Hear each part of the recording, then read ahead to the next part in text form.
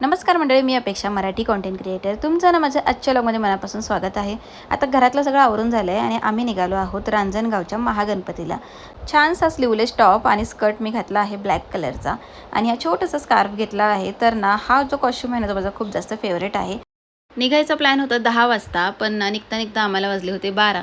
कारण नाही, ह्यावेळेस आम्ही असं प्लॅन केला होता की आपण घरून काहीतरी करून घेऊन जाऊ आणि रानामध्ये जाऊन ना कुठेतरी मस्तपैकी वनभोजन करू असा आम्ही प्लॅन केला होता. त्याच्यामुळे ना ते करता करता मला उशीर झाला आणि निघताना आम्हाला जवळजवळ वाजले होते 12. तर शिक्रापूरला ना माझा एक चुलत भाऊ आहे, तर आम्ही सगळ्यात आधी त्याच्या घरी गेलो आणि मग तिथून आम्ही गेलो रांजणगावच्या महागणपतीला. प्रॉपर शिक्रापूरमध्येच तो राहत होता, तर म्हटलं चला जातच होते त्यालासुद्धा भेटूया. त्याला भेटलो, थोडा वेळ थांबलो आणि लगेच निघालो आणि पोहोचलो रांजणगावच्या महागणपतीला. कोणत्याही देवदर्शनाला ज्यावेळेस आपण जातो ना त्यावेळेस तिकडचं जे वातावरण असतं ना एकदम प्रसन्न असतं आणि देवाच्या आजूबाजूला मंदिरामध्ये वगैरे किंवा आजूबाजूचा परिसर जो आहे ना तो एकदम पॉझिटिव्हिटीने भरलेला असतो. अजिबात कुठेही निगेटिव्हिटी वगैरे आपल्याला तिथे जाणवत नाही.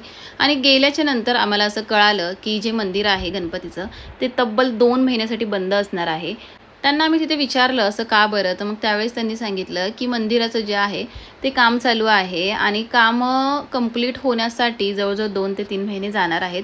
त्याच्यामुळे त्यांनी LED स्क्रीन बाहेर लावली होती आणि त्याच्यावर तुम्ही गणपतीचं दर्शन घेऊ शकत होते. मंदिर जरी बंद असलं ना तरी आजूबाजूचा जो परिसर आहे ना तिथे फूल हार वगैरे या सगळ्या गोष्टी मिळत होत्या. कारण LED स्क्रीनवर ना तिथे गणपतीला सर्वजण त्यांच्या मनाप्रमाणे नारळ फूल वगैरे वाहत होते.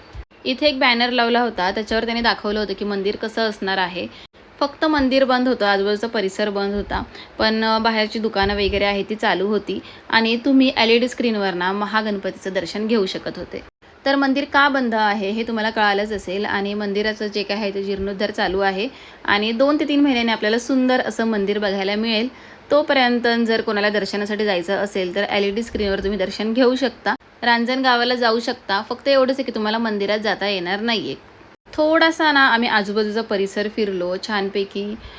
तिथे फूल नारळ वगैरे जे काय आहे ते वाहिलं आणि त्याच्यानंतर ना आम्ही पुन्हा निघालो आमच्या घराच्या दिशेने. ही जी कमान आहे ना ती माझी खूप जास्त फेवरेट आहे. का माहिती आहे का? कारण इथे ना अष्टविनायक जे आहेत ना आपले 8 गणपती त्यांचं चित्र रेखाटलेलं आहे आणि त्याच्यामुळे ना ही मला खूप जास्त आवडते. तर हा आहे आजूबाजूचा सुंदर असा पॉझिटिव्हिटीने भरलेला परिसर. तर तुम्हाला यायचं असेल तर व्यवस्थित प्लॅन करून या आणि देवाचं दर्शन घ्यायचं असेल तर डायरेक्ट 2-3 महिन्यांनीच या आणि LED स्क्रीनवर दर्शन घ्यायचं असेल महागणपतीचं तर तुम्ही कधीही जाऊ शकता. दर्शनाला जायच्या आधी ना आम्हाला सुद्धा माहिती नव्हतं की मंदिर बंद आहे. गेल्याच्या नंतर कळालं आणि थोड्या वेळासाठी आम्ही पण थोडे शॉक झालो की का बंद आहे, पण नंतर कळालं की मंदिराचं काम चालू आहे. आणि आता छानपैकी दर्शन वगैरे घेतलं आणि आम्ही निघालो आहोत परतीच्या वाटेने, म्हणजेच आमच्या घरी.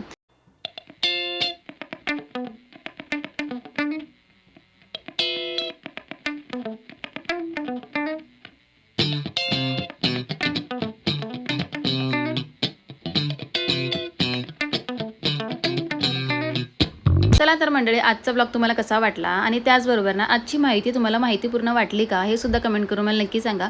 आणि छान छान असेच ब्लॉग बघण्यासाठी ना आपल्या चॅनलला लाईक शेअर सबस्क्राईब नक्की करा आणि त्याचबरोबर ना इंस्टाग्रामवर सुद्धा माझं अकाउंट आहे, तिथे सुद्धा फॉलो करायला विसरू नका. गणपती बाप्पा मोरया. भेटूया नेक्स्ट ब्लॉग.